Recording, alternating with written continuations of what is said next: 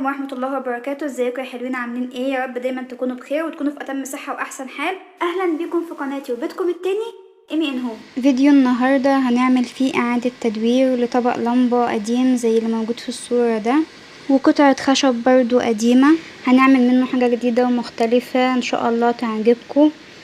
وما تنسوش ان شاء الله لو عجبكم الفيديو ما تحرموناش من اللايك والشير، واللي لسه اول مرة تشوفنا يا ريت ينورونا بالاشتراك وفعلوا الجرس عشان يوصل لكم مننا كل جديد باذن الله. ويلا بينا نبدأ الفيديو بتاعنا.